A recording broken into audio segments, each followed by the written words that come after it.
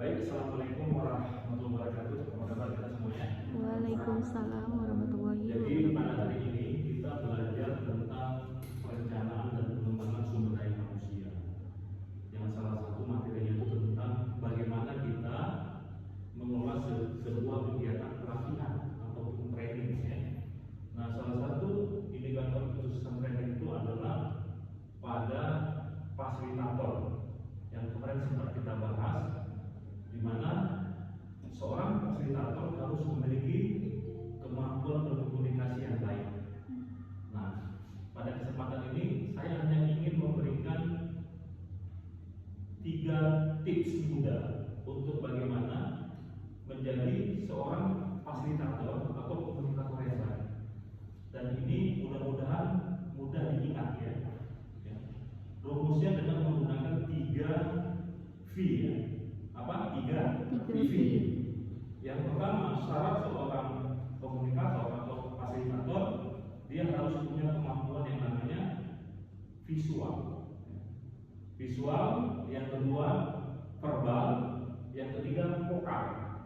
Jadi secara mudahnya, visual itu adalah bagaimana seorang komunikator atau fasilitator dalam sebuah kegiatan pelatihan, ketika dia menyampaikan materinya atau berkomunikasi dengan audiens, orang itu enak melihat dia. Jadi visual kan, artinya orang enak melihat dia. Maka kebutuhan kita agar bisa enak dilihat itu adalah kemampuan kita menggunakan gestur yang baik dalam berbicara. Gestur yang baik itu tentu kita lihat dari mulai ujung kepala sampai ujung kaki gitu ya. Nah, misalnya dari kepala, bagaimana posisi kepala kita ketika kita berbicara? Misalnya ini adalah audiens, maka kita tidak boleh tertuju pada satu arah. Maka kepala kita harus bisa menyisir ya di semua sudut ya audiens yang ada. Apalagi kalau misalnya di ruangannya luas ya, maka semuanya harus kita lihat. Nah, dalam 3 klaster, 3 tahapan. Nah, kemudian mata. Nah, mata kita tidak boleh tertunduk. Berbicara seperti ini nggak boleh ya. Kan nggak enak kali dilihat ya. Assalamualaikum warahmatullahi wabarakatuh. Apa kabar teman-teman semua? Kan nggak enak kan? Maka mata kita harus juga bisa menyapa audiens. Jadi gestur. Jadi kepala, mata itu berbicara, berkomunikasi. Kemudian bibir, ya. Bibir kita itu nggak bisa berbicara itu dengan bibir yang seolah-olah seperti marah, tapi harus bibir yang tersenyum. Jadi, Assalamualaikum warahmatullahi wabarakatuh. Apa kabar kawan-kawan kita semua? Sehat? Bagaimana keadaannya?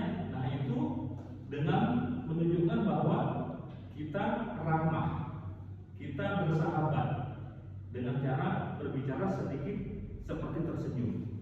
Nah, ini udah dapat kepala, mata, bibir. Kemudian turun ke bawah. Ada tangan. Nah, pembicara yang baik itu menggunakan gerakan-gerakan tangan yang tepat juga. Tidak boleh tangan kita itu misalnya ke belakang ya, memasukkan ke kantong, atau menunjukkan kita itu sepertinya sombong dan berkuasa ya. Atau kita menggaruk-garuk kepala yang tidak gatal, atau pegang-pegang hidung, atau meremas-remas tangan. Nah, ini hati-hati dalam berbicara. Jadi yang berbicara yang baik itu tangannya seperti penyiar, bentuknya seperti menara begini. Nah, seperti ini ya. Jadi, Assalamualaikum warahmatullahi wabarakatuh. Terima kasih kesempatan yang diberikan kepada saya. Jadi dengan begitu orang enak melihatnya.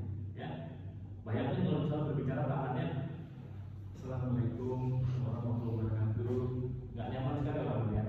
Jadi tahan seperti ini ya. Supaya apa? Supaya nampak kita sebagai seorang pembicara yang profesional. Nah, jadi ketika tangan kita bergerak begitu sangat baik dilihat gitu. Nah, dan tidak boleh tunjuk-tunjuk ya. Nah, jadi ada seperti ini gitu. Oke, kalau semangat berarti kalau mantap gitu. Baikkan gesturnya. Nah, kemudian turun ke bawah di kaki ya. Kaki itu tidak boleh terlalu lebar seperti ini, atau terlalu rapat seperti ini. Jadi dia rata-rata seperti sedada kita. Nah, jadi seperti ini lebih kurang ya.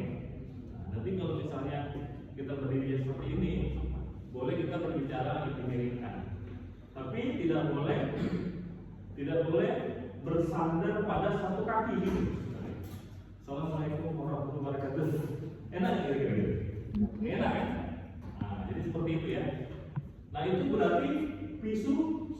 Nah, nanti pemilihan kostum, pakaian. Kita berbicara di mana nih? Kalau di forum-forum profesional harus pakai dasi, pakai jas ya. Kalau sama anak muda harus pakai baju yang santai, pakai t-shirt, tapi mungkin ada jasnya, boleh pakai jeans gitu ya. Mungkin sepatu skate pun nggak apa-apa sekarang. Kostum itu juga mempengaruhi, ya. Itu akan menunjukkan kita dekat sama audiens gitu. Coba bayangin kalau misalnya kita berbicara di forum profesional, kemudian dia pakai jeans, koyak-koyak, pakai kaos oblong, kira-kira gimana orang melihatnya? Nah, nggak masuk. Itu namanya visual. Jadi selama kita ingin berbicara supaya enak dilihat, itu namanya visual. Gitu. Nah, yang kedua ya, paham ya? Yang kedua, supaya kita berbicara enak didengar, apa namanya?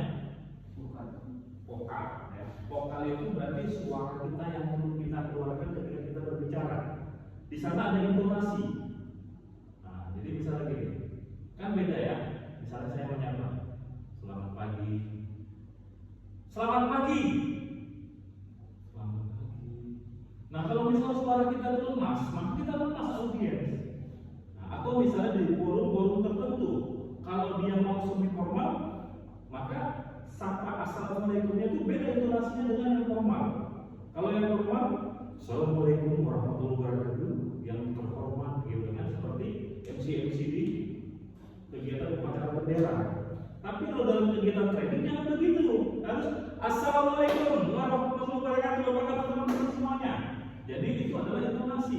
Oke, pada hari ini kita akan membahas tentang satu hal yang penting berkaitan dengan public speaking. Bagaimana? Siap? Coba bayangin kalau bicara begini. Oke, hari ini teman-teman kita akan berbicara satu hal yang penting bagi kita berkaitan dengan public speaking. Udah suaranya pelan, intonasinya tidak bagus, maka audiens tidak akan respect dan respon. Nah, kemudian apa lagi kira-kira? Intonasi, kecepatan berbicara, jangan terlalu cepat, jangan terlalu lambat, harus sedang. Kemudian ada pause. Pause itu artinya ketika berbicara jangan bicara terus, nggak ada berhentinya, karena kemampuan orang dalam menangkap informasi itu terbatas. Misalnya, oke, public speaking itu adalah sesuatu hal yang berkaitan dengan bagaimana kita berbicara. Yang enak didengar. Orang pun apa yang dibilang sama dia. Tapi public speaking adalah kemampuan bagaimana kita berbicara dengan cara yang baik dan profesional. Misalnya seperti itu. Nah, itu kecepatan begitu. Nah, kemudian ketika berbicara, hati-hati, kita seringkali ini saya perhatikan ya. Misalnya kita mau menyampaikan sesuatu, tapi dalam pikiran kita itu belum dapat apa yang kita sampaikan, maka kita bergumam. Oke teman-teman, hari ini kita akan bicara tentang public speaking. Jadi public speaking itu adalah gitu. Atau menyebutkan apa namanya.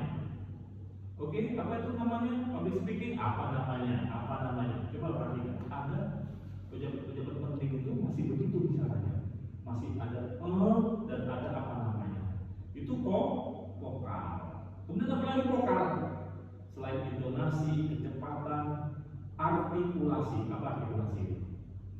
Artikulasi itu adalah pengucapannya harus jelas. Ya, ketika bicara kita harus jelas menyampaikannya. Apalagi pakai istilah-istilah asing. Ya, kita bicaranya tinggi, tapi cara menyampaikannya tidak tepat, atau mungkin tidak sesuai, atau masih belum tepat. Nah, ini juga harus dipikirkan ketika bicara seperti itu ya. Jadi betul-betul disiapkan. Makanya memang latihan. Jadi tidak ada pembicara yang hebat di awal. Semuanya pasti ketika kita berbicara di depan umum itu pasti mengalami yang namanya grogi, pasti mengalami yang namanya nervous, pasti mengalami yang namanya gemetaran, pasti nggak nyaman. Tapi yakinlah bahwa keahlian itu akan datang setelah kita berlatih dan terus berulang. Jadi ibu dari pengetahuan itu adalah latihan. Maka kalau kita mau jadi ahli, kita harus sering berlatih. Bahkan kalau motivator bilang itu orang bisa jadi expert ahli itu ketika melakukan 10.000 jam secara berulang-ulang. Makanya pilot itu seringkali dihitung dari berapa jam dia sudah terbang menerbangkan pesawat. Oke ya, itu vokal ya. Terakhir verbal. Verbal itu adalah konten isi yang mau kita sampaikan. Artinya kita harus berwawasan ya. Maka kalau kita bicara tentang marketing, maka pahami apa itu marketing. Kalau kita bicara tentang SDM, pahami apa itu SDM. Kita harus membaca, harus banyak mendapatkan informasi, kosakata, ya, pengetahuan dalam pikiran kita, supaya kita tidak blank. Ada orang dengan cara menghafal, ada orang dengan cara melatih supaya ingat. Tapi kalau kita sudah biasa berbicara sesuatu yang sama, nanti dia akan mengalir. Maka ini perlu kita sering berbicara supaya apa? Otak kita terbiasa untuk menyampaikan sesuatu yang memang biasa kita sampaikan. Jadi verbal ini penting sebagai dasar bahwa seseorang itu punya pengetahuan, punya wawasan dan punya ilmu. Oke ya, jadi nanti 3 V ini adalah sesuatu yang sangat dasar dimiliki oleh seseorang yang akan berbicara di depan umum. Dan nanti kalian juga harus berbicara di depan umum karena akan melaksanakan namanya seminar proposal, akan nanti skripsi, kemudian nanti akan presentasi mungkin ketika harus diinterview dalam bekerja, atau mungkin kita nanti punya jabatan. Jadi kalau misalnya kita tidak punya kemampuan berkomunikasi, apalagi public speaking, itu sebenarnya kata Warren Buffett itu adalah hutang yang harus dibayar bagi orang-orang yang ingin meraih kesuksesan. Oke, demikian ini materi kita pada hari ini. Mudah-mudahan bermanfaat. Assalamualaikum warahmatullahi wabarakatuh.